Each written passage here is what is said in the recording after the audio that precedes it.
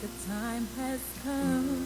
Can't you see hell is on the earth?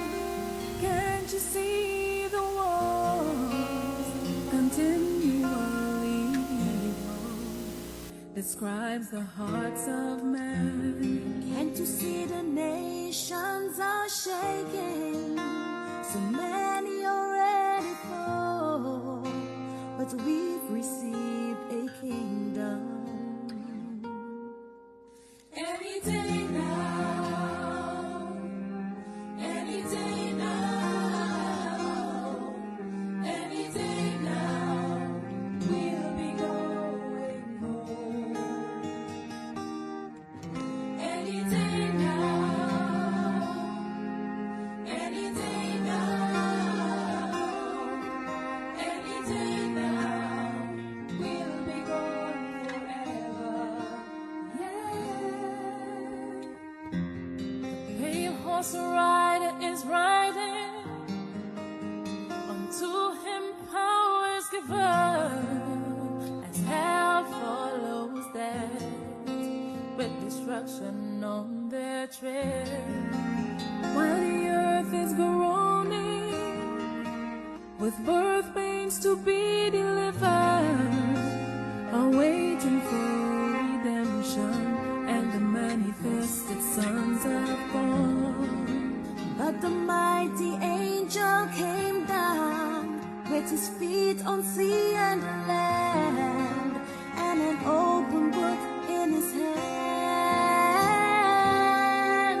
Any day now, Any day now, any day now, any day now, any day now, we'll be going we'll be home. going home. Any day now, Any day now, any day now, any day now. any day now, we'll be gone forever. Can't you hear the trumpet sounding? Can't you see it's time to be freed from all our bondage and reclaim our inheritance? Can't you see the bride is arising? Can you hear those seven thunders that will take us from this present house to a body glorified? Can't you see it's getting closer? Can you feel the pull inside? Very soon we will be raptured. Any day now, any day now, any day now, we'll be going home. Any day now, trumpets gonna sound. Any day now, dead in Christ shall rise. Between 6 and 9, between 6 and 9, our bodies will be changed in the twinkling of an eye. The Lamb will take His bride. Any day now, any day now, any day now, we'll be gone forever. Any day now, any day now, any day now, we'll be going home.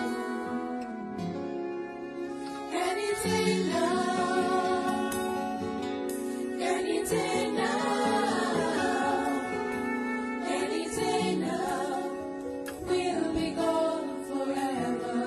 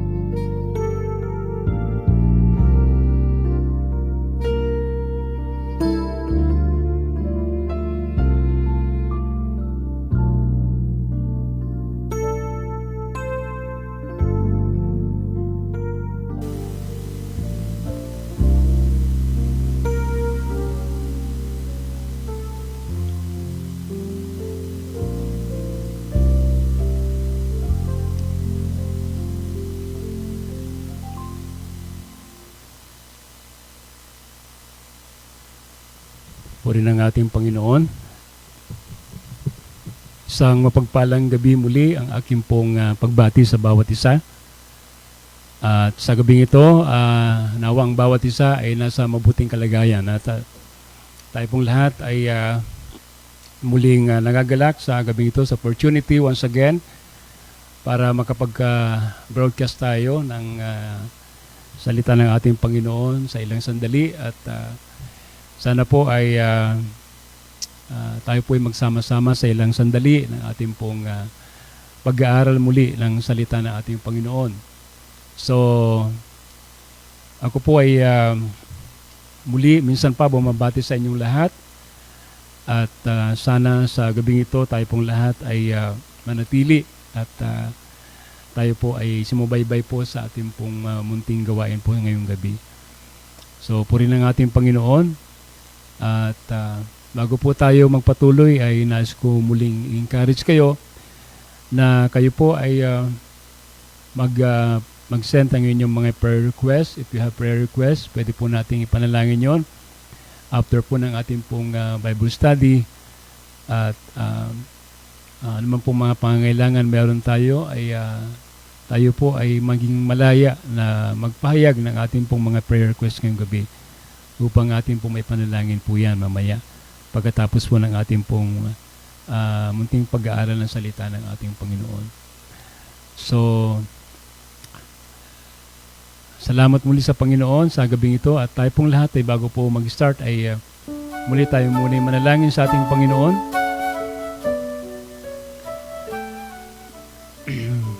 Hallelujah. Aming Diyos na mapagpala sa lahat, kami muli ng papasalamat, Panginoon, sa inyo pong kabutihan, sa inyo pong patuloy na pag-iingat po sa bawat sa amin, Panginoon Diyos. Pinupuri ka namin, Lord, sapagkat tunay na hindi po kayo, Lord God, nagkulang sa amin, hindi niyo po kami pinabayaan, Panginoon. Bagamat narito po kami, Panginoon Diyos, sa panahon kung saan nakikita namin, Lord, na mayroon pong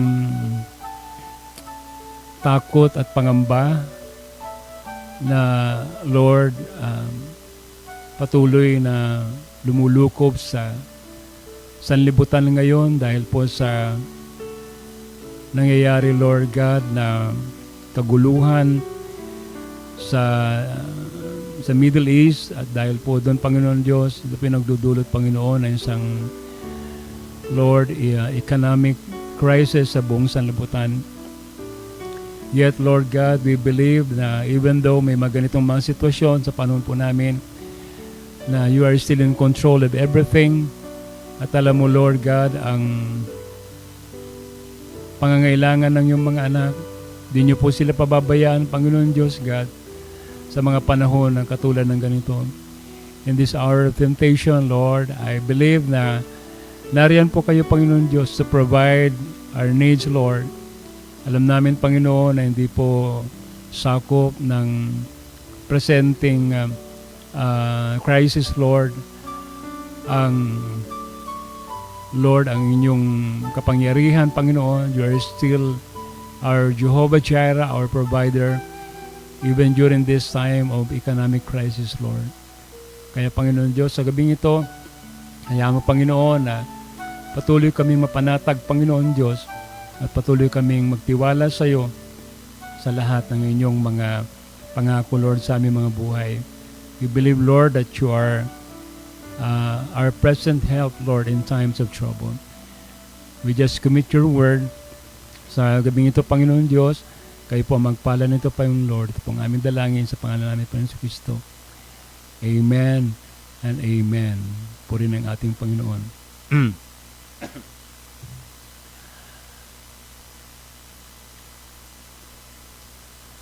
Praise the Lord. So, ngayong gabi, tayo po ay mag-aaral ng isang paksa na binigyan ko po ng pamagat na Freedom from the Present Economic Crisis or Economic Squeeze. freedom from the present economic squeeze. So yun pong ating pong topic ngayon mga kapatid, at naway ang Diyos ang siya magpala sa bawat puso ng bawat isa, makakarinig ng pag-aaral na ito mga kapatid. So just hoping na ang Panginoon din ang tumulong sa atin para tayo po ay malinawan sa bagay na ito, no? May the guide help us to understand what is the blessing during this time of economic squeeze. Alam ko mga kapatid, may paraan ng Diyos. Alam ko na merong kumbaga economy ang Panginoon sa panahon natin ito na hindi po sakop sa present situation na economy na nangyayari ngayon. Ibig sabihin mga kapatid, mas mataas po ang ekonomiya ng Diyos kung alam po natin yung susi, no? Para hindi po tayo masakop dito sa nangyayaring krisis ngayon. So, basahin natin ang ating teksto dito po sa book of 2 Kings chapter 4 verse 1, ano?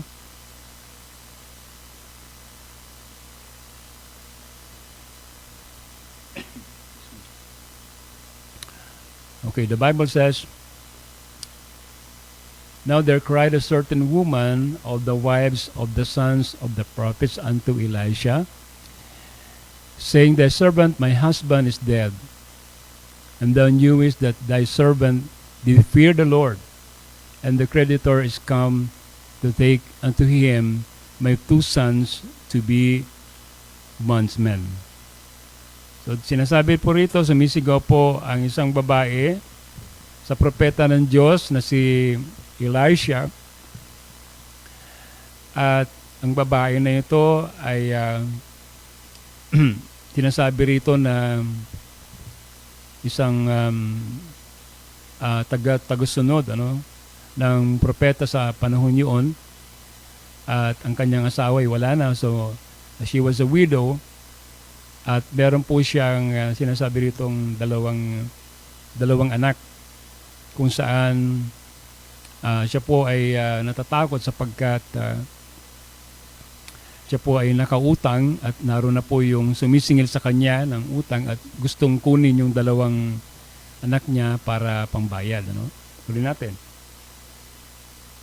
And Elisha said unto her, What shall I do for thee? Tell me, what hast thou in thy house? And she said, The handmaid had not anything in the house save a pot of oil. So tinanong siya ni Eliseo, ni Elisha, kung anong magagawa niya para sa kanya. Amen. At ang sabi mga kapatid ni Eliseo, kung anong meron ba sa iyong bahay, at sinabi mga kapatid ng babaeng balo na ito, sabi niya, may wala akong nasa bahay kundi isang pot of oil, isang palayok na langis, no? Yun po yung sinabi ng babae. Tuloy natin sa verse 3. Then he said, Go, borrow thee vessels abroad of all thy neighbors, even empty vessels, borrow not a few.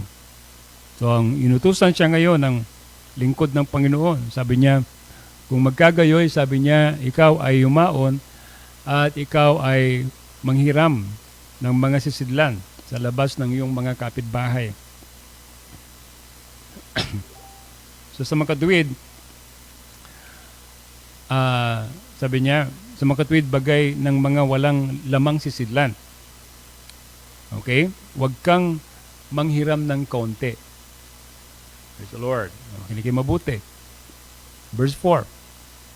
And when thou art come in, thou shalt shut the door upon thee and upon thy sons, and shalt thou pour out into all those vessels, and thou shalt set aside that which is full. Mahalaga po ang utos ng propeta, sabi niya, ikaw ay pumasok sa silid. Amen? At isarado mo, ikaw at ang iyong mga anak, sarado mo ang pintuan. At sabi niya, at iyong ibubuhos ang langis sa lahat ng mga sisidlang yaon. At iyong itatabi ang mapuno. Oh, praise the Lord. Now, verse 7. Okay, last verse.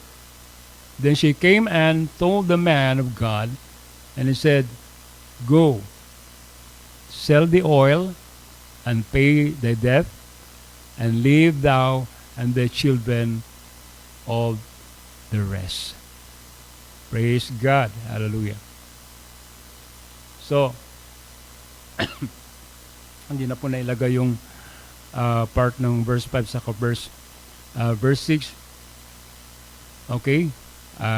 But I'm going to read in my notes here. Gusto ko lang basahin sandali. So, dun sa may verse 4, ay sinabi doon na pumasok siya, isara ang pintuan, ibuhos ang langis sa mga sisidlan, at itabi ang mapuno. So, ang sabi sa Biblia, sa gayon, nilisan niya siya at ang kanyang mga anak ay nagsara ng kanilang pintuan at kanilang dinala ang sisidlan sa kanya at kanyang pinagbuhusan. So, verse 6, sabi rito, so, nangyari, sabi doon, nang napuno ang mga sisidlan na kanyang sinabi sa kanyang anak, dalhan mo ako ng isang sisidlan.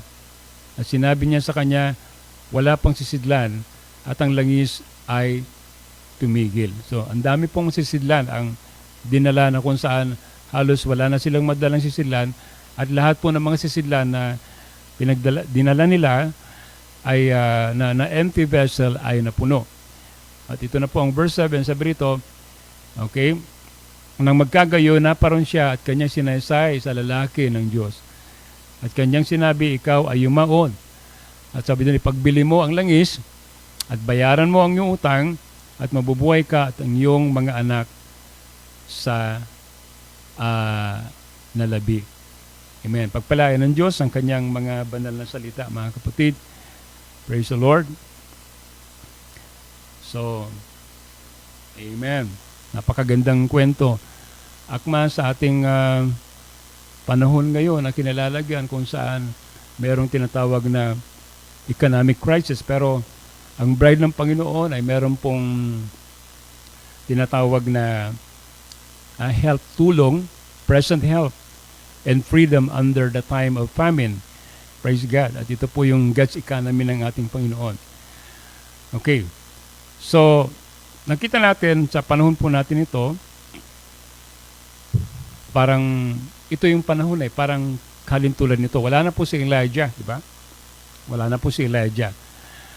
But nakita natin mga kapatid na dito si Elisha, siya na po yung continuation ng ministry ng mensahero ng Diyos, which is ito na po yung panahon po natin ngayon. Amen. Although the messenger had already gone, yet the anointing, the mantle remains. At ito po mga kapatid nandun sa na-invest kay Elisha. Okay? So, the spirit of Elijah did not leave the earth. Amen? It rested on Elisha at with a double portion. Ito po mga kapatid yung ministry na kung saan ang Panginoon ngayon ay kanyang kinikulusan. Kung saan nakikita natin ito po ay ministry kung saan under first the anointing of Elisha na meron tinatawag na double portion anointing. So, kaya nga sinabi ng Panginoon, di ba, pagdating nung time na nandun siya sa panahon na yon, sa John chapter 14 verse 12, sabi niya na yung ginagawa ko ay ito ay lalagpasan pa. Okay? This work na ginagawa ko ay masihigitan nyo pa. Sapagkat ang sabi niya, greater works shall you do. Amen. At ito po yung panahon po natin ito, mga kapatid. So, kapag po tayo nakatingin sa propeta ng Diyos na si Elisha, hindi po tayo nakatingin mga kapatid sa tao na isang literal na Elisha, but we are looking at the type of the bride in the end time, kung saan mga kapatid, tayo po ay ganun din, pinahiran tayo ng Panginoon, ng kanyang Espiritu Santo, at ito ay tumutukoy sa mas dakilang bagay na gagawin ng bride sa panahon natin ito. Now, next slide. Okay. So during the time of Elisha, tatlong bagay po ang makikita natin doon sa Book of Kings. Right? Itong tatlong bagay nito ay wala iba kundi itong panahon ng tagutom. Amen? Praise God. At during the time of famine, ay meron po tayong widows na nandoon in the time of war. Okay, this is a picture of the world today. So we are in a time of famine, in a crisis. At alam natin mga kapatid na ang crisis na ito ay dulot din mga kapatid ng tinatawag na wars na nangyayari ngayon. Ang war, ito po ay isa sa mga judgment ng Diyos na siyang nagdudulot talaga ng crisis after nung pagkakaroon po ng tinatawag na war. Kaya yun nangyayari dyan sa Middle East. Konektado po yan sa prophecy. I believe, kapag po ang Middle East ang pinagmulan ng mga digmaan, it has something to do with the prophecy in the Bible. Di ba? Nagkaroon ng digmaan sa Ukraine pero hindi masyadong apektado ang buong mundo. Pero pagdating sa gera dito sa Middle East, tingnan nyo, ilang buwan pa lang, isang buwan pa lang ang lumilipas. Pero titingnan nyo, marami ng apektado. At in fact, mga kapatid, di ba? Ang Pilipinas ang pinakaunang bansa na nag-declare ng state of emergency. Okay? So, dito natin makikita na talagang seryoso na po itong sitwasyon na nangyayari ngayon dito po sa panahon po natin ito. Ngayon, so that was the Book of Kings. It's about famine and it's about war and of course a character na makikita natin doon tungkol dito sa babaeng balo na ito. Of course, ang propeta ng Panginoon nandun, si Prophet Elisha. So this was the time of economic recession. At dahil dito ay marami sa mga tao sa panahon na yon ang baon sa utang at because of that, sila po ay naging mga alipin. Sila po ay napailalim sa pagiging isang slave. Right? So what else? Families torn apart by the pressures of a failing system. Na makikita natin kung paano ang panahon na yon kung saan ang mga pamilya po ay talagang wasak ang mga pamilya. No? Dahil po sa pagkakaroon po ng tinatawag na economic recession. So, siyempre, pag mayroong kakulangan sa pamilya, talagang ganoon talaga. Mapipilitan na talagang papasok sa slavery ang bawat part of the family. Magkakahiwalay anak, magkakahiwalay ang mga magulang. So, that will happen because of the famine, because of the pressures ng kung saan nagkaroon po ng paghihirap sa panahon na yon. Ngayon, tingnan po natin. Sabi rito, and a word that is spiraling into immorality and insanity. So, yun na po, kasunod niyan. No? Magkakaroon na po ng tinatawag po mga kapatid na immorality, pagbaba ng moral, at pagkatapos kuminsan ay kabalisahan at kuminsan pagkakaroon na ng problema sa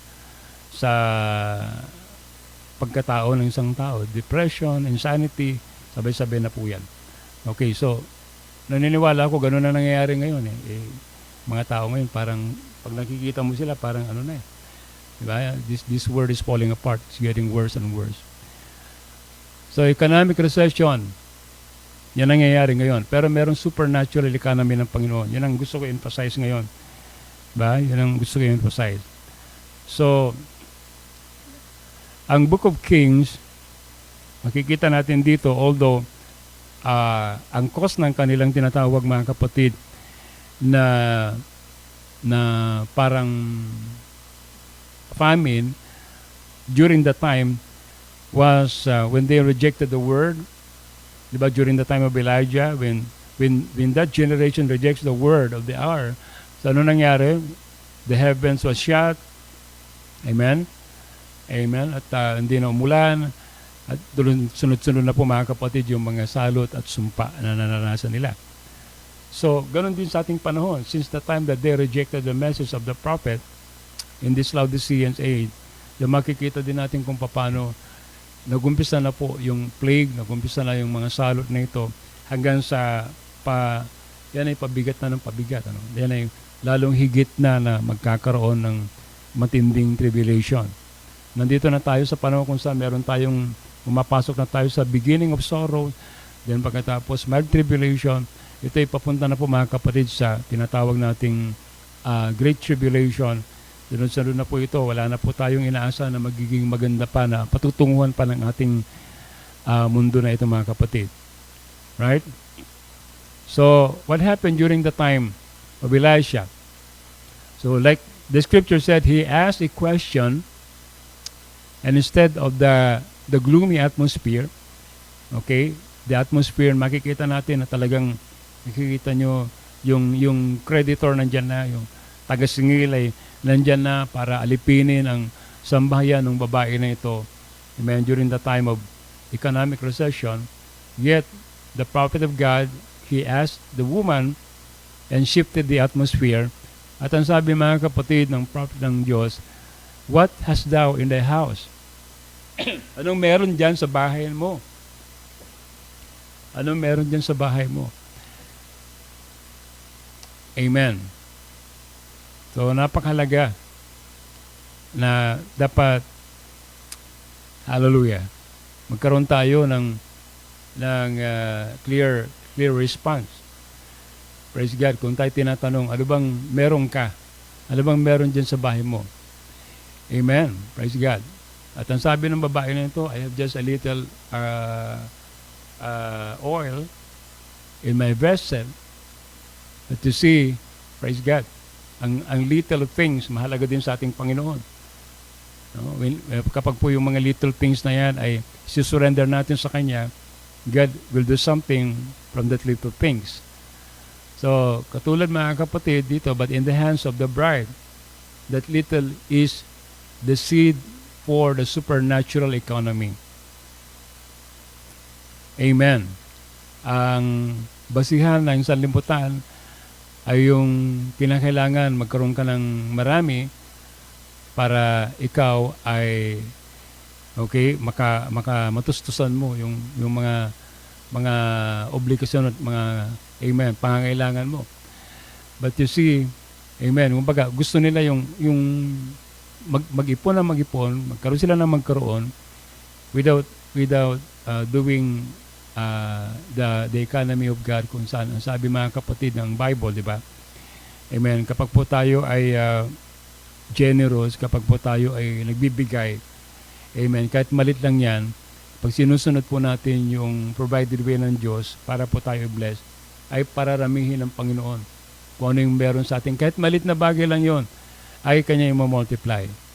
Amen. So, gano'n na nangyari doon sa babae, kasi hindi naman marami yung meron siya sa kanyang bahay, just a portion of oil in a vessel, pero ang God's economy, tingnan nyo, amen, base doon sa malit na konting bagay na yon, yun po ay ang naging dahilan para, praise God, dumami, mag-multiply kung ano yung meron sa Kanya. So yun yung paraan ng Diyos sa atin. Di natin alam kung paano ang Diyos kikilos maging sa mga malilit na bagay na pwede natin i-sacrifice sa Kanya. So God's economy is based on the oil, the Holy Spirit, and faith. Praise God. So alam natin ang oil, tipot larawan ng Holy Spirit. So Elijah told her amen, to borrow a vessel, empty vessel.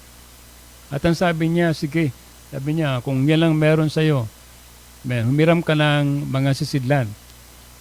Okay, at huwag kang humiram ng konti, humiram ka ng marami. No? Hallelujah.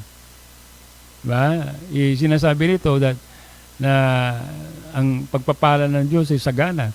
Hindi po natin pwedeng, mga kapatid, na limitahan ng Panginoon. So tinitest niya ang kapasidad nung babae na ito, kung ano yung pwede niyang tanggapin. At today, the story, makikita natin kung paano, alam ng propeta kung paano ang babae na ito, amen, ang milagro, ang supply ng oil ay magiging marami sa kanya. Amen. Kaya sabi niya, mga kapatid, wag lang konti ang dali mong sisidlang, no, kumuha ka ng maraming sisidlan. Mga empty vessel. Praise God.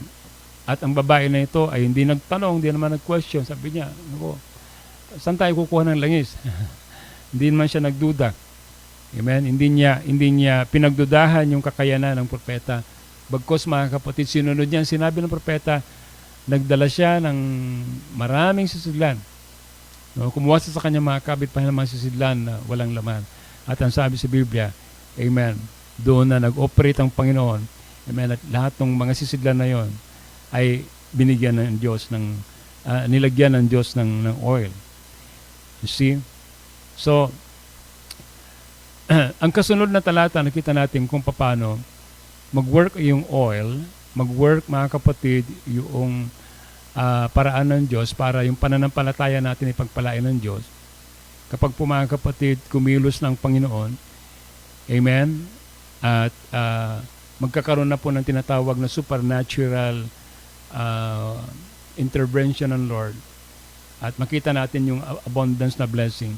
Sabi rito, kinakailan sumunod yung babae. Ang sabi sa kanya, sabi niya, kung nandiyan na lahat, sabi ng propeta, then, sabi doon, isarado niyo yung pintuan. Shut the door. So the secret behind the shutting of the door is this. The prophet gave a specific instruction, shut the door upon thee. So in the time of recession and famine, the bride cannot live her life in a public square of worldly opinion. You have to shut the door. Amen. Shutting the door, amen, it means you need to go beyond the natural. Kasi kung maririnig mo sa mga news, sa mga social media, na mga tao nagpapanik na sila, amen, makikita mo ang mga tao ay takot na takot sa mga nangyayari ngayon.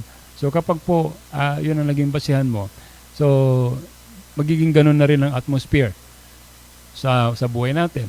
So you have to go beyond that by shutting the door. That means to say, amen, kinakailangan, mga kapatid, wag mong ibase yung pananampalataya sa opinion ng mga tao na nakikita mo ngayon na nagwo-worry, natatakot sa mga nangyayari ngayon. Praise God sa panahon natin ito. Because we have a God that is more able to provide our needs during this time of famine. So just like itong babae na ito, amen, ang sabi, mga kapatid ng propeta, para hindi ka gambalay na nasa labas, amen, hindi mo marinig yung mga ingay sa labas, you shut the door. Amen? Praise God. So instead na tumingin ka sa social media, tumingin ka sa kung anong mga balita na lalo na nagpapalugmok sa iyo, so you need to shut the door. At kayo, mga kapatid, amen, ay sumampalataya kay Lord. Amen. Praise God. Manalangin sa Panginoon. Amen. Ang Diyos ay may maaring gawin even during this time of economic crisis. So she shut the door. Amen. At yung threat ng spirito sa panahon nito, kasi di ba, maingay kasi yung creditor. Amen.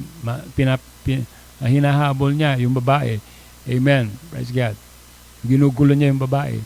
So she need to shut the door para hindi niya na marinig yung ingay ng creditors na yan. Diba? Praise God. You need to shut your mind sa mga bulong ng kaaway sa panahon nito. Kung nakakatakot, baka ganitong mangyari, nagpapanik ng mga tao. So tayo, mga anak ng Diyos, ay nagtitiwala pa rin tayo sa Panginoon that God is still in control of everything. At kahit na naman ang mangyari, mga kapatid, hindi tayo pababayaan ng Panginoon. Amen? So, shut the door on the logic of the flesh. So, maging yung sarili mo rin. Diba? Alam natin, hindi maiwasan, talagang normal lang na talagang mag-isip ka paano na ang ano mo ngayon. Magtataasan ng mga bilihin, mataas na ang gasolina, oh my goodness. Parang mahirap nang mag-survive pag ganitong pataas na ng pataas lahat ng mga presyo. Diba? Parang ang hirap. Amen. Parang hindi mo maiwasang mag-alala. Pero mga kapatid, kinakailan lumagpas ka doon sa lahat ng nararamdaman mo na yan. Normal, talagang makakaramdam ka ng ganyan. Amen. Pero mga kapatid, kinakailangan yung mas breakthrough sa lahat ng mga nararamdaman natin na negative. Okay? Na pinapasok ng kaaway sa ating kaisipan. So katulad mga kapatid ng sinabi ng propeta, amen, it's better to shut the door and see the miracle of God. Kasi yun ang nangyari. Ba? Okay? So ang sabi mga kapatid ng propeta sa kanya, tandaan mo, sabi niya, okay, tandaan mo, ang sabi ng Bible na na mapupuno ang iyong mga sisidlan. Mapupuno ang iyong sisidlan. Aapaw ang sisidlan na lahat ng dinala mo at pagkatapos mapupuno lahat yan. So, as long as there is hunger, amen, as long as there is an empty space, tandaan natin, in our heart, the Holy Spirit will continue to pour out. Ba? Amen. Ang Panginoon ay patuloy, mga kapatid, na tayo ay pupunuin ng pupunuin. Hanggat mayroon tayong desire, mayroon tayong pananampalataya, pagtitiwala sa ating Panginoon, tanda natin ang Diyos nandyan, hindi siya magkukulang sa atin. Kasi lahat ng takot, lahat ng dilim na nakikita natin sa paligid natin, yung pag-escalate ng crisis, praise God, at yung global economy ay talagang nasi-shake. So mga kapatid, tandaan natin, sabi doon, hindi magkukulang yung langis. Huwag kang matakot. Huwag kang matakot, sabi doon. Amen, doon sa babae na yon. Diba? Tayo mga kapatid, ay ganun din. Kinakailangan din magtiwala sa Panginoon na huwag tayong matakot sa Kanya. God is still in control of everything. Now, next. So, this is the time. Nagkaroon ng breakthrough. Diba? Nagkaroon na ng breakthrough. Ito yung cycle ng kahirapan. Amen. Na bumabalot sa panahon natin ito. Diba? Yung takot. Amen. Dahil sa pagbulusok, mga kapatid, ng ekonomiya. So, praise God. Ito po, mga kapatid, hallelujah, ay unti-unti, mga kapatid, nating malalagpasan. You see? The main cause of our recession, whether it's financial, moral, or spiritual, it is the sin in the beginning. So, yan po, mga kapatid, ang pinaka-default niyan eh. Okay, kahit na saan tayo pumunta, amen, ang talagang cause talaga ng lahat ng problema sa buhay ng tao ay nagsimula yan talaga sa pagbagsak ng tao sa kasalanan. Ba? Amen. Yun na yung cause, kasalanan. Okay? Dahil sa kasalanan, nagagawa ng mga tao na ito ang gumawa ng masama. Amen? Mag-isip ng masama, mag-imbento ng mga masasamang mga bagay. So, we are born in death. No? Lahat tayo ay pinanganak na makasalanan. Lahat tayo, mga kapatid, ay pinaglihis sa kasalanan. So, kinakailangan natin na tayo, mga kapatid, ay makawala doon sa bagay na yon. And unless people will, amen, recognize Christ in their life, ito po, mga kapatid, ang talagang pinakasusi. Maliban ng isang tao ay lubos na makakilala sa ating Panginoon, hindi siya mapapalaya sa anumang kasalanan. Yung pagkakautang niya, amen, sa kasalanan na siyang magiging dahilan ng kanyang kamatayan. You see? Amen. So, yun ang kalayaan natin, to be in Christ. Yun ang restoration natin. No? Nagpadala ang Panginoon ng mensahe sa panahon nito sa pamamagitan ng propeta para ibalik tayong mga, amen, na hiwalay sa Panginoon. Amen. Praise God. At makabalik tayo muli sa Kanya. So, nandito na po, mga kapatid, yung mensahe ng Diyos. At ang mensahe ng Diyos ay ibalik tayo dun sa dati nating kalagayan kung saan tayo po ay, amen, sakdal sa pasimula. So, when she obeyed the word, she didn't just get enough to get by. She got enough to live on the rest. Praise God. So, makikita natin kung paano, mga kapatid, na naging namuhay siya ng sagana. Hindi lang yung meron siya sa kasalukuyan, kundi nagpatuloy po yung pagpapala, no, hanggang sa dumating panahon na talagang mawala na yung tinatawag nating kagutuman sa panahon na yon. So yan ang gusto ng Panginoon, mga kapatid, di ba? Praise God, na magpatuloy yung supernatural na economy ng Panginoon at patuloy tayong makaranas ng tinatawag na abundance blessing ng Panginoon hanggang sa, mga kapatid, makita natin kung paano ang panahon natin ito ay, hallelujah, may ilagay lang sa tamang posisyon sa panahon kung saan, mga kapatid, ibabalik na ng Panginoon ito sa tamang kalagayan niya. Of course, we know darating ang panahon na yon, sa panahon ng millennium. Now, if you find your family in debt to the word today, if your children are drifting or your house is under pressure, okay, look to the oil. Look to the Holy Spirit. There is a provision made for you in the message of the hour that the creditors of this world cannot touch. So, napakahalaga po, mga kapatid, na ang bawat isa ay nasa ilalim ng tanda ng Panginoon. Ano? Yung token ng Panginoon. The token is also the oil. Diba? The blood of Jesus Christ. Amen. Under the blood of Jesus Christ, makikita natin, mga kapatid, we are protected. Amen. From this word, the creditors, ang kaaway, hindi po niya tayo kailanman kayang saktan. Ano man ang kalagayan mo ngayon, amen, wala kang dapat gawin kundi mapailalim lagi sa presensya ng Diyos, mapuspos ng presensya ng Diyos, ng kanyang banal na Espiritu, mapailalim sa kanyang dugo, at hindi ka kailanman maaring saktan ng kaaway. Amen. Ano man ang sitwasyon mo ngayon, may karamdaman ka man, dumadaan ka man sa depression, amen, whatever kind of trials, testing, amen, ang pinagdadaanan mo ngayon, palaging isipin mo, amen, ang protection mo lagi lamang ang Panginoon. Liban na lang na tayo, mga kapatid, ay balutin ng kanyang banal na dugo. Okay, hindi po tayo magkakaroon ng totoong kapayapaan at totoong kalayaan sa lahat ng uri ng slavery ng kaaway. Okay, so the cycle is already break once na ikaw ay mapuspos ng Espiritu Santo at, amen, hallelujah, mabaptize ng kanyang banal na Espiritu Santo. So more vessel, more oil. Amen. That's why you must keep yourself empty always. But the more na sinasabi mo, Lord, I empty myself, fill me with your oil. Fill my vessel, Lord. Di ba? Fill my cup, Lord.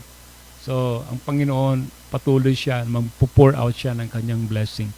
Magpo-pour out siya ng kanyang joy, ng peace, ng di ba? Ng rest sa atin. Diba? Yun ang gusto natin, mga kapatid. In this time of economic crisis, kailangan natin talaga ng kapayapaan na nagbumula sa ating Panginoon. Diba? Ang creditors natin nandyan. Amen. Nandyan siya. He's like a roaring lion, seeking whom he may devour. Amen. Pero, mga kapatid, kahit nandyan siya, umuungal siya in the form of social media, in the form of darkness of this world. Makikita natin, mga kapatid, ang kaaway nandyan. Pero, mga kapatid, there's still peace, joy, and rest in our soul. Kahit ganun po mga nangyayari ngayon. Diba? Amen. Now, I would like to quote what the prophet said sa message na Elisha the prophet. Sabi niya rito, Elisha didn't say, I'll go get you a bag of gold. He said, what have you got in your house? He said, a little oil. That's all God wants. Just a little of what you got. Then stand back and watch him multiply it. It wasn't the oil that failed, it was the vessel. When she ran out of vessel, the oil stayed. Amen. If she'd had more vessel, she'd had more oil. See, huminto lang po, mga kapatid, ano? yung pagdami ng langis nung wala na pong sisidlan na walang karga, walang laman. So lahat po ng mga sisidlan na nandun na dinala, napuno po yun ng langis. Amen. Praise God. Hallelujah. Kaya lahat po mga kapatid ng part ng buhay natin, pag po tayo may kagutuman at kauhawan sa Kanya, walang bahagi sa buhay natin hindi niya kayang punuin. Amen. Lahat ng may pagkukulang, amen, pupunuan niya ng Kanyang sufficient na biyaya at grasya po sa ating lahat. Ba? Pupunuan niya ng kagalingan, pupunuan niya mga kapatid ng kapayapaan ng buhay natin. So basta buksan lang natin ang ating puso. Huwag po tayong mangamba, huwag tayong matakot.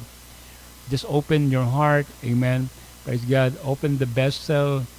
Hallelujah.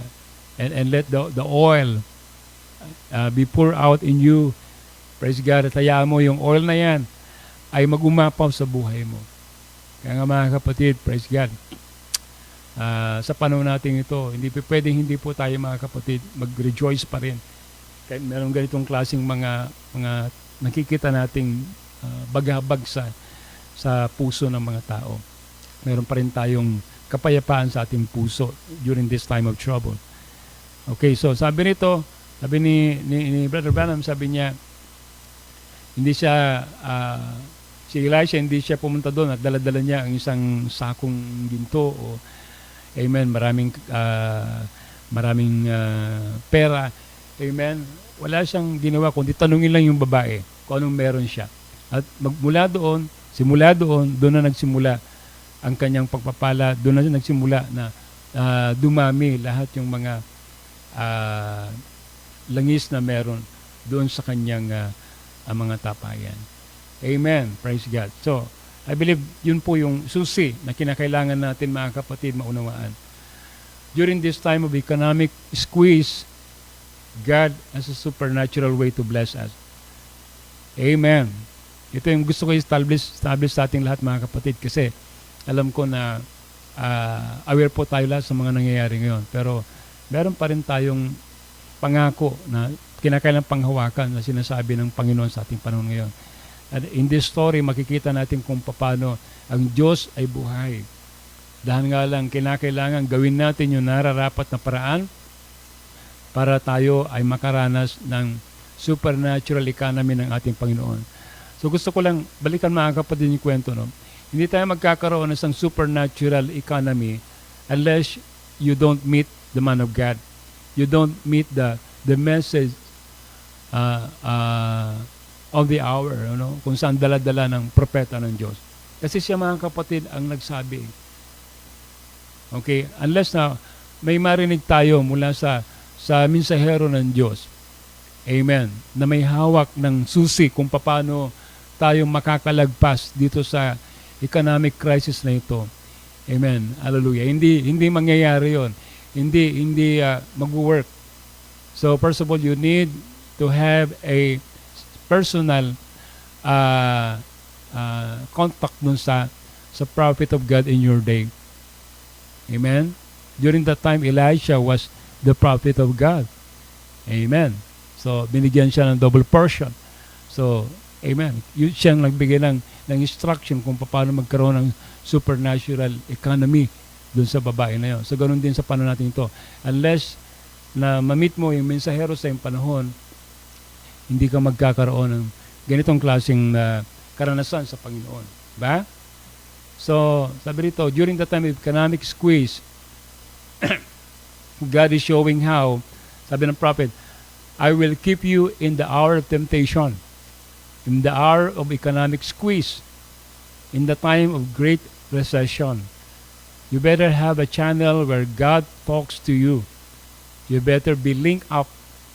We have a kingdom that we have received when the whole world is again falling apart. So, sabi nito, kinakailangan, sabi doon, merong paraan, may channel ka kung saan pwede mo ma-access yung economic, supernatural economy ng Panginoon. Praise God. Kinakailangan, sabi doon, malink ka doon. Amen. So, in this time, praise God, alam kong pwede lang mga kapatid na maaring magbigay ng boost, kumbaga, pananampalataya sa bride ng Panginoon. Para mangyari ito is walang iba kundi ang mensahe sa panahon nito. Amen? Okay. Praise God. Kung message believer tayo, alam natin mga kapatid, mababasa natin ito sa lahat ng parte ng mensahe ng Diyos, kung saan makikita natin kung paano tayo ma-break sa cycle of death. Amen. All you have to do is just, katulad ng babae na yun, she obeyed the word. Amen. Hindi lang mga kapatid siya nag-take for granted, but mga kapatid, from her heart, makikita natin kung paano 100% sold out siya doon sa sinabi ng propeta. Hindi siya nagduda, hindi siya nag-question. Amen. So yun ang ginawa ng babae nito. So dapat ganun din ang gawin ng bride. Di ba? Para tayo ay madya o makawala.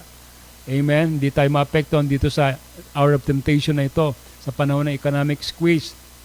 Okay? Sa time ng recession, Great Recession, sa panahon na ito, kinakailangan natin ma-channel tayo kung saan nandoon, mga kapatid, ang blessing ng Panginoon. Saan? Doon, mga kapatid, sa isinugo niya na kanyang propeta sa kanyang panahon. Amen. So, are you linked? Are you in channel, mga kapatid? Mahalaga po yun. Okay, ano pa? Now, tanda natin na itong creditor natin, walang iba, mga kapatid, ang kaaway sa panahon natin ito. Ba itong pale horse rider. Amen. Gusto ko i-connecta yan, sa pale horse rider sa panahon natin, sapagkat alam natin, yung pale horse rider, yan po yung anointing ng kaaway sa huling panahon na ito. Nasabi doon, ang identity niya is death, famine, di ba? Pestilence. So, yan po nakikita natin sa panahon natin ito. Hindi pa rin nawawala yung mga bagay na yan. Hunger, pestilence, famine. Sapagkat yan ang identity ng pale horse. At the end, ang sabi doon, sumusunod sa kanya ang hell at saka ang death. Sabi rito, that fourth seal rider, his own a pale horse, his name is death, and hell followed him. He's the great creditor. He's coming to collect the debt of sin from a Christ-rejecting world. But the bride isn't in debt. Her debt was paid at Calvary, and she's living in a supernatural economy. Amen. Praise God. So makikita natin itong anointing ng kaaway na ito. Sa ngayon, nagdudulot ng kamatayan. Amen. Sinasalot niya ang mga tao ng kamatayan. Not only in the natural, but also in the spiritual. Churches are in debt. Those who rejected the message, amen, itong creditor na ito, hinahabol sila. Di ba? Amen. Hinahabol sila. At anong dinudulot? Kamatayan doon sa mga taong nag-reject ng mensahe ng liwanag sa kanilang panahon. Diba? And this is what Laodicea is right now, condition. Sabi doon, mga kapatid, Laodicea is what? Miserable, blind, naked. Di ba? Amen. Yan ang kanyang kalagayan. Blind. Amen. Darkness was in the denominational world. Pero salamat, bakit sa bride ng Panginoon, amen, tayo po ay kalas na po sa lahat ng pagkakautang natin because our debts were being paid by God at Calvary. Niredeem na po niya tayo sa lahat ng ating mga pagkakautang. Binayaran niya po ng buo, mga kapatid. Amen. Wala na pong maaring pwedeng habulin sa atin ang kaaway. Amen. And we are living in a condition kung saan tayo po ay full nagkaroon na tayo ng full redemption. Di ba? Hallelujah. Our redemption is in fullness. So makita natin na wala na pong slavery sa bride. Hindi na po tayo maaring gawing alipin ng kaaway. We are free from all kinds of sin and fear. Diba? Praise God. We are not a slave anymore. Amen. Praise God. Because sabi doon, she's living in a supernatural economy. Glory to God. Glory to God. Praise the Lord. So, napakagandang quote po nito, mga kapatid. Now, we are living right now in a ministry, a double portion ministry. In where sabi rito, the spirit of Elijah rested upon Elisha. It was a double portion. And the words that Jesus did shall the bride do also, and a greater works, because the robe is now upon the church. It's not a man, it's the Holy Spirit in the people. So kung titingnan natin mga kapatid, kung type nung panahon natin ngayon, si Elijah. So si Elijah mga kapatid, may taglay po siyang double portion of anointing. Diba? Kaya sa panahon po natin ito mga kapatid, makikita natin kung paano ang blessing ng Diyos ay ganun na lang. No? Kung i-compare natin ito sa mga naunang panahon, sa panahon po natin ito, kung saan mga kapatid, makikita natin talagang ang ginawa ng Panginoon. Amen. Sa huling nobya sa panahon na ito ay kakaiba sa mga naunang mga panahon. But makikita natin kung paano binuksan ng Diyos ang lahat ng hiwaga sa ating panahon. Lahat ng mystery sa ating panahon. Diba? Hindi po niya nagawa ito noon. Partial lang kanyang ginawang pagbubukas ng kanyang mga hiwaga. Pero sa panahon po natin ito, amen, fullness of the mystery was being revealed sa panahon na kung saan nandito tayo sa panahon ito. Kaya mapalad po tayo mga kapatid. Kaya pwede nating sabihin natin mga kapatid na greater works pwedeng gawin ng bride ngayon. Greater works kasi in the sense mga kapatid na hindi lang po tayo nakatingin sa mga signs and wonders and miracles. Praise God. Kapag sa aking pagkaunawa, ang greater works na to has something to do beyond that realm ng signs and wonders at saka miracle. Okay? Itong greater works na ito ay pwede nating ilagay sa kategorya na kung saan magsasalita ang bride at it will come to pass. Just like, amen, nangyari sa Panginoon, nangyari sa propeta. Di ba? Yun po mga kapatid, yung dominion at authority na nawala sa atin. Pero ngayon binalik na ng Panginoon. And I believe that will manifest, amen, yung third full ministry na sinasabi ng propeta na magmamanifest in the life of the bride. At ang sabi ng propeta, sabi niya, antayin natin. Amen. Pagdating ng great squeeze, yung nakikita natin ngayon na partial na manifestation ng third full will come into fullness. Praise God. Hallelujah. So, nakakaramdam na tayo ng squeeze ngayon. At itong squeeze na ito, it will trigger, amen, a greater works sa kalagitnaan ng mga nobya ni Kristo, kung saan mga kapatid, dito na natin makikita yung mga supernatural na mga bagay na nangyari, amen, sa buhay ng mga anak ng Panginoon. Kasi alam ko mga kapatid, yun yung binalik ng Panginoon sa atin sa panahon na ito eh. Mamula nung nabuksan yung mga tatak, amen, pinakita sa atin kung ano yung portion natin, pinakita sa atin kung ano yung ministry na pwede natin gagawin sa uling panahon na ito. Puri ng Diyos. Okay. Dito sa kwento ni Sister Haiti Wright, dito na ako siguro magtatapos. Tama. Ikli lamang po yung pag-aaral natin. Alam po natin yung kwento ni Sister Haiti Wright, yung kanyang testimony. Isa lang po mga kapatid ang maalala natin kung bakit itong si Sister Haiti ay nagmanifest sa kanya isang supernatural na bagay. Ito po mga kapatid ay nagsimula o ito po ay nangyari nung nagsasalita ang propeta at kinikwento niya, remember, kinikwento niya rito ay yung karanasan niya kung saan siya ay nagsalita, amen, nagsalita siya at may lumabas na squirrel, no? Ba? Alam niya yung kwento na yon. Di ba? Pumunta siya sa isang gubat para mamaril ng squirrel, pero doon sa lugar na pinuntahan niya ay wala. Tagal na siyang nandun at tumitingin, naghahanap ng squirrel, pero wala siya makita ng squirrel. So, the prophet was so disappointed. Gusto niya kasing makabaril ng squirrel, pero wala siyang nakita. Pero nung siya po mga kapatid ay aalis na, uwi na, then he heard a voice at ang sabi nung tinig, bakit hindi ka magsalita? Ba? Diba yan ang kwento? Bakit hindi ka magsalita? So ang propeta ay, diba? Sabi niya, anong narinig niyang tinig? Parang, nung una ay parang medyo nag-aano pa siya, nag-aalangan pa siya. Pero nung sinabi sa kanya na magsalita siya, so nagsalita ang propeta, sabi niya, amen, at nagkaroon ng squirrel. Di ba? Nakita niya yung squirrel. Sabi niya, ano yun? Sabi niya, parang, totoo ba yun? Sabi niya, amen. So, nung nagsalita siya muli, amen, lumabas muli yung squirrel, and according to the testament of the prophet, habang nagtestify siya, ito naman si Sister Haiti ay talagang amen ng amen doon sa likod. Amen ng amen. At ang sabi ng prophet, sabi niya, hindi po yun vision, ano? Totoo po yun. Actually, nabaril ko po yung squirrel at pagkatapos kinain po namin yon. At ang sabi ng propeta, nirecall niya yung account sa panahon ni Abraham.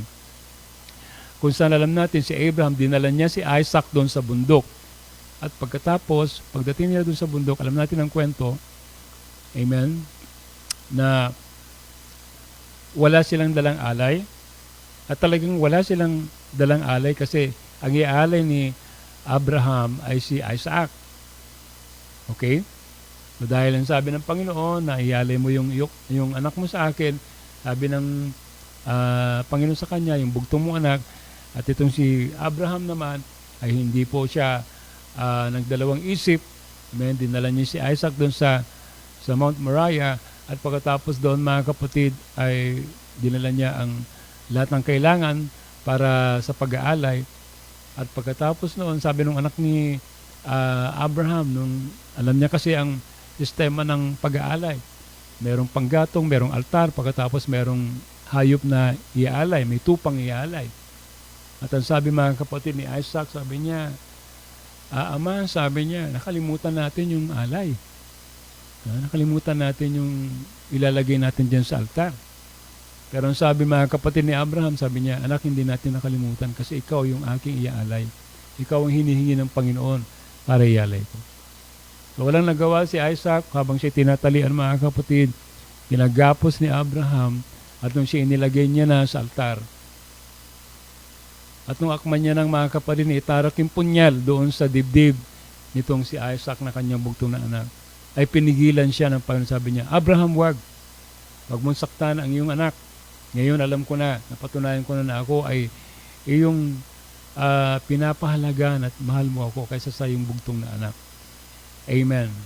At mga kapatid, according to the story, sabi niya, may isang tupa na nandoon na sabi ng propeta, sabi niya, look, sabi niya, merong tupa na nandoon kasi nasabit daw yung nakasabit daw yung kanyang sungay at hindi siya makaalis doon sa sanga. Sabi niya, look, sabi niya, hindi yun naligaw doon. Talagang yon ay lumitaw. At ang Panginoon ang siya nag-provide. Amen. Hallelujah. At mga kapatid, habang nagkikwento si Brother Branham ng kanyang karanasan at tinipe niya yun sa Amen. Pinaralala niya doon sa buhay ni Abraham. Itong babaeng si Haiti Wright ay Amen, Amen. At pagkatapos, and then she shouted, that is nothing but the truth. That is nothing but the truth. Now, she said the right word. At pagkatapos mga kapatid, Amen. Nagsalita ang Espiritu Santo ng Diyos sa propeta at sinabi niya yung babaeng si Haiti Wright doon sa likod. Sabihin mo sa kanya kung ano man ang kanyang hilingin ngayon. Amen. Ay ibibigay sa kanya. Oh, praise the Lord. Alam niyo yung buong kwento, di ba? Alam niyo yung buong kwento. Amen. Because she said the right word, the prophet was told by the Holy Spirit to give her whatever she wanted. Amen. She didn't ask for money. Amen. Sapagkat siyang pinakapobreng sister sa loob ng congregation ni Barbana, pwede yung sabihin na magkaroon ng limpak-limpak na pera. Magkakaroon. Amen. Amen. Lilitaw. Amen. Doon na lang sa kanyang kandungan. Or, a new house might be, amen, yung kanyang kapatid yata, sabi doon, ay lumpo, pwede rin niyang i-request na siya lumakad at magmilagro ang Diyos at pagalingin siya. Amen. Pero hindi na rin niya yun ang hiniling niya. But she asked for the most valuable and important things, amen, na pwedeng hilinghin ng isang taong pwedeng humiling sa Panginoon. So she asked what? She asked for the salvation of her 2 sons. Amen. Sabi niya, Brother Branham, sabi niya, yung 2 anak ko, gusto ko sila ay maglingkod sa Panginoon. Gusto ko silang maligtas. At mga kapatid, sa ilang sandali, amen, praise God, hallelujah. Yung 2 anak niya, sa panahon na yon na hindi paligtas, ay kinakailangan na sila, amen, ay kalaganan ng kaaway, amen, doon sa kanilang pagkakasumpa, doon sa kanilang pagkakautang, because kinakailangan din nila mga kapatid na matubos sa kanilang pagkakautang.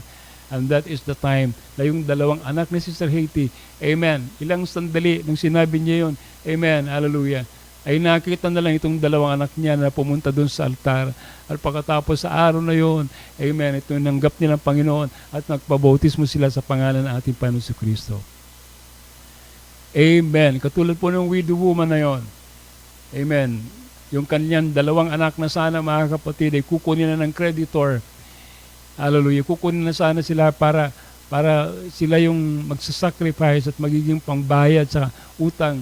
Amen. Nung widow woman na yon. Pero dahil dumating ang propeta ng Diyos, dahil sinunod niya lahat ang sinabi ng propeta ng Diyos, amen, pinagpala ang babae na ito.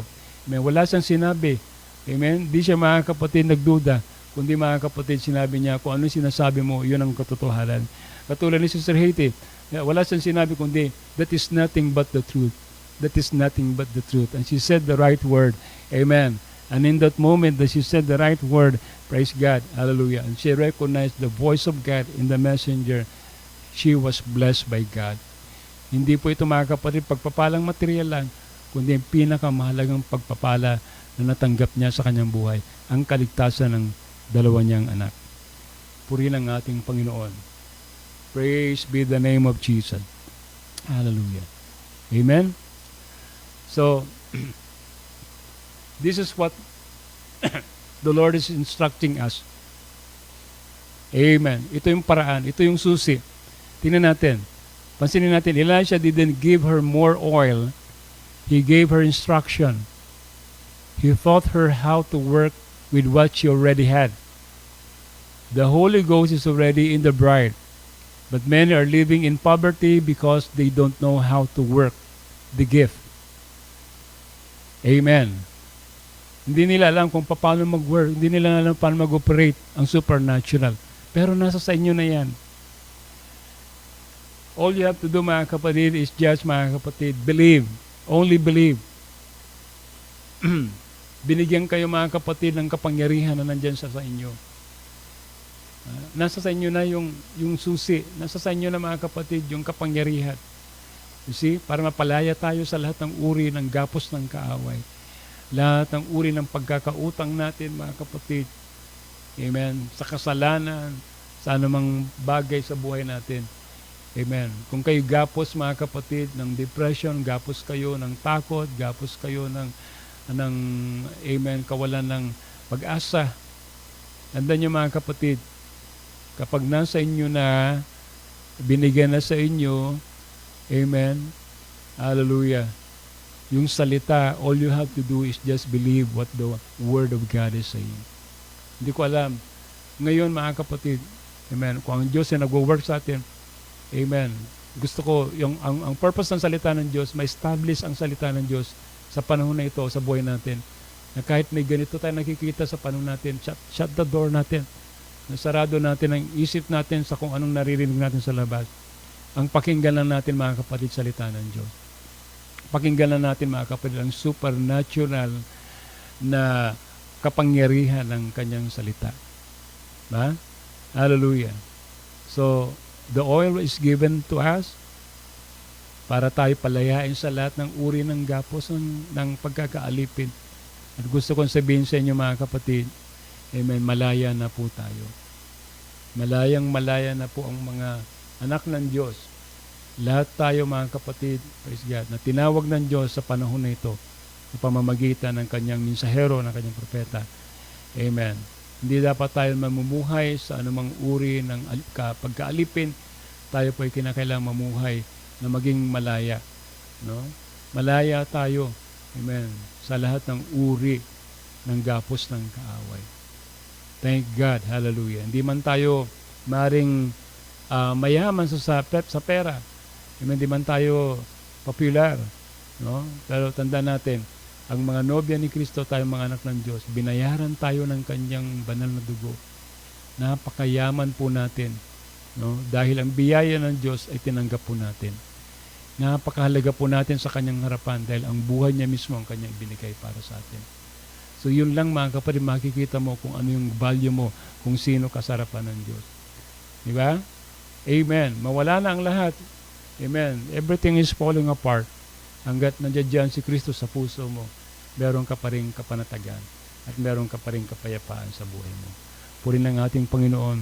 Hallelujah. Nawa sa gabing ito mga kapatid ay nakapag paabot tayo ng mensahe para tayo mga kapatid, lalong higit na maging panatag during this time of economic crisis. Maging malaya tayo sa panahon na ito pa rin. Even though nakikita natin ang panahon natin na talagang padilim ng padilim. So, salamat sa Panginoon dahil mga kapatid, we have our help from God. He is our present help in times of trouble. Praise the Lord. Hallelujah. So let's just cry out for, amen, for His Spirit to be totally in our vessel, in our heart.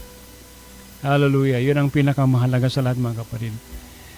Tayo po mga kapatid ay manalangin sa ating Panginoon. Hallelujah. Thank you, Jesus. Lord, Panginoon, kami po ay totoong nagagalak at nagpapasalamat, Panginoon, sa patuloy mo, Lord God, na pinagkakalob sa amin, Panginoon, Lord, na katatagan at kalakasan even during this time of trouble, God. Hallelujah. We have still rest and peace in our heart. Oh God, alam ko, Panginoon Lord God, ng panahon na ito ay mangyayari at mararanasan ng sanlibutan ang kadiliman, Panginoon, at pagkatakot. Nakikita na namin lahat na ng mga signs sa aming panahon.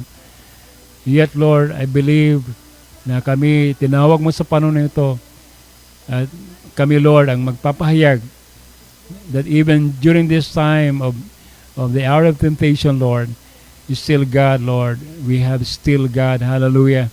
The assurance na hindi niyo po kami pamabayaan. You will still provide our needs, Lord. Amen. At kami mamumuhay, Panginoon, through a supernatural economy kung saan, oh God, hallelujah.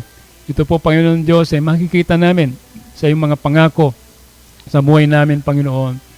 Hindi sa amin sariling abilidad, hindi sa amin sariling kakayanan, Panginoon, pero sa iyo, Panginoon, ang buhay, ang lahat, Panginoon Diyos, God, ng kasaganaan, Panginoon, ay sa iyo lamang namin makakamit, Panginoon. Oh Lord, hayaan mo yung mga anak, Panginoon Diyos, manatiling panatag, manatiling, Lord God, maging, Lord, mapuspos ng pag-asa. Dahil alam namin, Panginoon, Lord God, na ikaw lamang, Panginoon, ang siyang totoong maaring magsasalba sa amin, Lord, sa panahon na ito, Panginoon, Lord God. Oh, thank you, Jesus. Lord, kinukumit ko po ang aking mga kapatid sa gabing ito, Lord. Ano man po ang kanilang mga sitwasyon at kalagayan. Kayo, Panginoon, Lord God, hallelujah, ang magbigay sa kanila, Lord God, ng katatagan. Bigyan mo ng kalakasan ng mga pinanghihinaan ng loob, Lord. At Lord, dalayan ko, Panginoon, ang mga kapatid ko, Panginoon, Lord, sa gabing ito. Sino man sa kanila, Panginoon, Lord, ang may mga pinagdadaanan, Panginoon. Lalo-lalo na, Panginoon, ang mga karamdaman. Lord, I pray na kayo, Lord, ay siya ng umabot ng mga pangangailangan ng iyong mga anak, Lord. Lord, oh God, bawat katawan ngayon na may pinagdadaan ng karamdaman, Lord, iunat nyo yung mapagpala at makapangyariang kamay sa bawat mga katawan na may karamdaman ngayon, Lord God. I pray, God, for healing. I declare, Lord, healing right now in the name of the Lord Jesus Christ. Lord, heal them, Lord, sa lahat ng kanilang mga pinagdadaan ng karamdaman, Panginoon. Oh God, hallelujah. Kayong nakakabatid, Panginoon, I pray na abutin niyo po ang bawat sister at bawat brother ko, Lord, sa gabing ito, Panginoon, na dumadaan sa iba't ibang uri ng karamdaman. Palayain mo sila sa lahat, Panginoon Lord, na nagpapahirap sa kanilang karamdaman. Oh God, we know that by your stripe, we are already healed. Thank you, Jesus. Thank you, Lord. Hallelujah. Thank you, Jesus, for your word. Oh God, nawang mga salita mo muli ay kasihan mo, oh God, at pahiran mo, Lord. I-quicken mo sa bawat puso ng iyong mga bride, oh God, sa gabing ito, Lord. Nawang mga salitang ito magbigay muli na encouragement, Lord God. Oh, hallelujah, sa panahon na ito. O kung saan dumadaan kami, Panginoon Lord. Hallelujah, sa panahon ng sorrow, God. Panahon ng crisis, Lord. Kayo, Panginoon Lord God. Hallelujah. Inaasahan namin na magpo-provide ng lahat ng pangangailangan namin, Lord God. Thank you, Jesus. Kaya walang tayong kailangan namin, Panginoon. Wala na pong iba. Kaya Lord, binabalik po namin sa iyo ang lahat ng kapurihan, lahat ng pasasalamat. Oh God, we trust in you, Lord God. Hallelujah. Thank you, Jesus. We give you all the praise and we give you all the glory. Sa iyo lamang, Panginoon. Sa pangalan namin, Panginoon si Kristo. Ito pong aming dalangin. Amen and amen. Thank you, Lord. Hallelujah. Hallelujah. Yes, we love you, Lord. We need you, Lord God. Hallelujah. Puri ng Panginoon. So, muli sa gabing ito, ay nagpapasalamat muli sa pagkakataon. Tayo lang sama-sama. At nawang Diyos po ang patuloy na maghayag sa atin sa kanyang mga salita na muli po natin na pagbulay-bulayan sa gabing ito, mga kapatid. Amen. Hallelujah. Thank you, Jesus. So, muli, makita-kita muli tayo sa susunod na Bible study natin muli, mga kapatid. Hallelujah. Sa susunod muli na Thursday. Amen. Again, shalom sa ating lahat. And God richly bless you. Amen. For fellowship, you hid your face, Lord, and I've suffered in my transgressions. How I longed for sweet deliverance. You've made a way that I could come, repentant, Lord.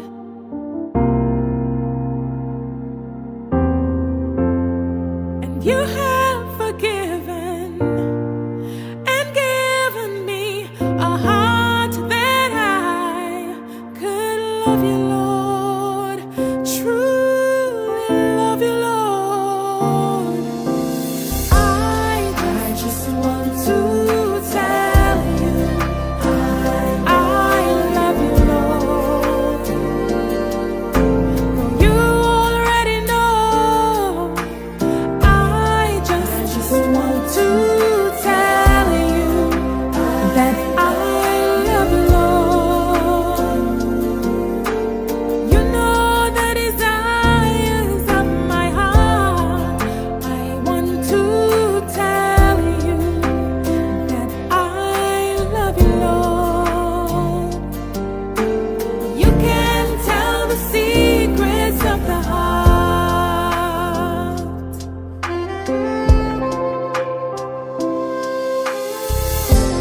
Satan schemed against me to try to take me from my